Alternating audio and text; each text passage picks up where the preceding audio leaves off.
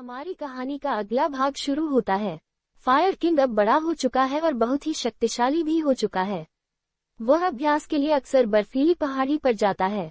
उस दिन वह देखता है थंडर किंग उसके सामने आ चुका होता है। इसका मतलब उन सबको पता चल चुका होता है कि वो सब कहाँ छुपकर रह रहे हैं। थंडर किंग व्हाइट वुल्फ के साथ होता है, दोनों उससे लड़ने लगते हैं। लड़ाई करते करते सब बहुत थक चुके थे, लेकिन फिर भी फायर किंग उन दोनों से जीत जाता है और उनको मारकर वहां से भगा देता है। अगले दिन वह सब फायर किंग को मारने आते हैं। फायर किंग इसी दिन का तो इंतजार कर रहा था। वो अकेले उन चारों से लड़ता है और थंडर किंग को एक तरफ फेंक दूसरी तरफ व्हाइट वुल्फ को फेंकता है और डीमन किंग को वही ढेर कर देता है। दूसरी तरफ वह देवव्रत से कहता है, मेरे पिता ने तुझ पे कितना विश्वास किया और तूने उनके साथ धोखा किया। देवव्रत अब डर चुका होता है। मौका पाके व्हाइट वुल्फ और थंडर किंग वहां से भाग जाते हैं। फायर किंग देवव्रत को वही मौत के घाट उतार देता है। अब उसका बदला पूरा हो चुका था। वह वापस अपनी मां के पास जाता है और देवव्रत की लाश उसके कदमों में डाल देता है। अब वह तीनों उस जगह खुशी खुशी रहने लगते हैं। उसी बस्ती में एक बूढ़ा आदमी था जिसकी एक बेटी थी। वह बहुत गरीब था, उसके पास खाने तक को कुछ नहीं था। एक दिन वह भूख प्यास से मर जाता है। अब उसकी जो बेटी होती है उसको लोग बुरा भला बोलते हैं। कोई उसकी मदद नहीं करता। वह एक जगह बैठ के रो रही होती है। फायर किंग जब उसको देखता है तो कहता है, तुम क्यों रो रही हो? वह रोते रोते कहती है, मेरा इस दुनिया में कोई नहीं है। यहाँ के लोग भी मुझे मारते हैं, भगाते हैं। फायर किंग कहता है, आज से तुम मेरी बहन हो। फायर किंग की बहन, और उसे अपने घर ले आता है। अब उनके परिवार में सब कुछ अच्छा चल रहा था। इधर जो थंडर किंग था वह बेहद गुस्से में था। उसकी सारी शक्तियां बेकार हो चुकी थी। आज अपने पिता को नहीं बचा पाया। व्हाइट वुल्फ उसे समझता है। हमें अब उन लोगों से नहीं लड़ना चाहिए। हमारे पिता ने उनके पिता को मारा था, उन्होंने अपना बदला ले लिया। अब हम अगर उनसे लड़ेंगे तो बात बिगड़ेगी। थंडर किंग एक झटके में व्हाइट वुल्फ को दूर फेंक देता है। वह कहता है, तुम काया और बेवकूफ हो। मैं सिर्फ उससे बदला लेने के लिए ये सब नहीं कर रहा। मुझे उसकी शक्ति भी चाहिए जिससे मैं अमर हो सकूं। अगर तुमको मेरा साथ नहीं देना तो मत दो, लेकिन मैं उसको जरूर मारूंगा। थंडर किंग डीमन की किताबों से अपनी शक्तियां बढ़ाता है। अब वह पहले से भी ज्यादा पावरफुल हो चुका था। थंडर किंग रात के अंधेरे में जाता है और उन सबको बंदी बना लेता है। अब स्टॉर्म किंग बोलता है, तुम हमें क्यों मरना चाहते हो? तुम्हारे पिता ने हमारे पिता को मारा था, इसलिए हमने अपना बदला लिया। अब तुम क्यों हमारे पीछे पड़े हो? तब थंडर किंग कहता है, मुझे तुम्हारे भाई की शक्ति चाहिए जिससे कि मैं अमर हो सकूं। मेरी तुम लोगों से कोई दुश्मनी नहीं। तुम फायर किंग को मुझे दे दो तो मैं तुम लोगों को छोड़ दूंगा। अब इतने में फायर किंग खुद को छुड़ाने में कामयाब हो जाता है। अब फिर से लड़ाई शुरू हो जाती है, पर इस बार थंडर किंग फायर किंग पर भारी पड़ने लगता है। दोनों में बहुत देर तक लड़ाई होती है। फायर किंग समझ चुका था, अगर मैं इसे हार गया तो ये मेरी शक्ति ले लेगा, और अगर ये अमर हुआ तो ये दुनिया में तबाही ला देगा। इसलिए वह मौका पाके वहां से भाग जाता है। थंडर किंग उनकी मां को और भाई को उसी बर्फीली पहाड़ी पर ले जाता है। व्हाइट वुल्फ उससे कहता है, क्या वो यह आएगा? थंडर किंग हंस के कहता है, वो जरूर आएगा। इतने में फायर किंग वहां आ जाता है। थंडर किंग उसे बहुत मारता है, पर वह अपनी शक्ति का कोई इस्तेमाल नहीं करता, सिर्फ तलवार से बचाव करता है। वह पूछता है, तुम अपनी शक्ति का इस्तेमाल क्यों नहीं कर रहे? फायर किंग हंस के कहता है, मैं जानता हूँ तुम मेरे अंदर की शक्ति है उसे पाना चाहते हो, लेकिन वह तुझे कभी नहीं मिलेगी। मैंने अपनी जो पावर है उसको एक पत्थर कैद करके ऐसी जगह रखा है जहां तुम कभी नहीं पहुंच सकते।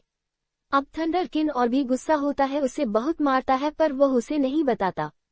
वह उसकी मां को मार देता है। अब दोनों बेटे बहुत रोते हैं और अब थंडर किंग उसके भाई को पकड़ लेता है। वह तब भी कुछ नहीं बताता। वह कहता है, अब तेरे भाई को मैं तड़पा के मारूंगा। वह अपनी पावर से उसे बर्फ में कैद कर देता है।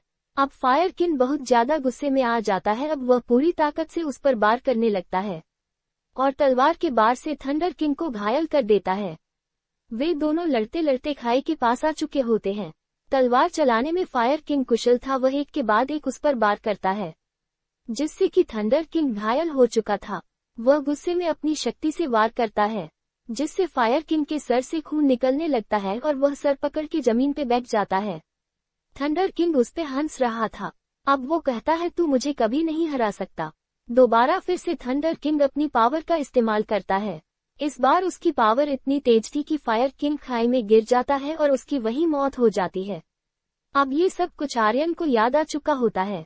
वह सोचता है मैं इसे अभी नहीं लड़ सकता क्योंकि मेरे पास मेरी पावर नहीं है।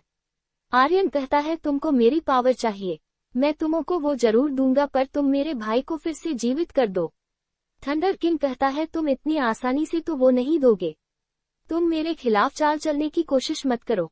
आर्यन उसको यकीन दिलाता है वह मेरा पिछला जन्म था, अब मेरे इस जन्म मेरा एक परिवार है, मेरे एक गुरु है, वह सब मेरा इंतजार कर रहे होंगे। मुझे इन सब चीजों की अब कोई जरूरत नहीं, मैं अब इस जन्म में जीना चाहता हूँ। थंडर किंग कहता है ठीक है, मैं भी तुम्हारे साथ ही चलूंगा उस पत्थर को ढूंढने। अब वे दोनों उसी पहाड़ी पर पहुंच जाते हैं। वहां एक जगह होती है, वहां पर बहुत सारे फूल थे।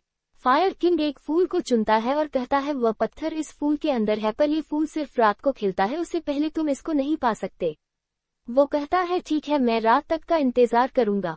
अब सब लोग वहां बैठ के रात होने का इंतजार कर रहे होते हैं। फायर किंग का जो घोड़ा होता है वह खुल चुका था, अब वह सारी जगह इधर उधर दौड़ रहा था। आर्यन कहता है दोस्त क्या मैं इसको बांध सकता हूँ? वो कहता है ठीक है, पर कोई होशियारी मत करना। आर्यन उसे पकड़ने जाता है। जब आर्यन को थोड़ी देर हो जाती है तब थंडर किंग देखने जाता है, लेकिन वह अपने घोड़े को बांध रहा होता है। अब रात हो चुकी थी, फूल भी चमक रहा था। अब आर्यन उस पत्थर को हाथ पे रखता है, वह चमकने लगता है। थंडर किंग खुश हो जाता है, वह कहता है ये मुझे दो।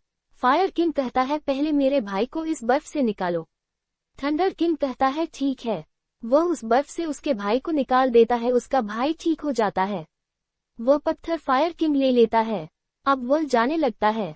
फायर किंग उसे रोकता है, रुको थंडर किंग। अब फायर किंग की आंखें चमक रही थी।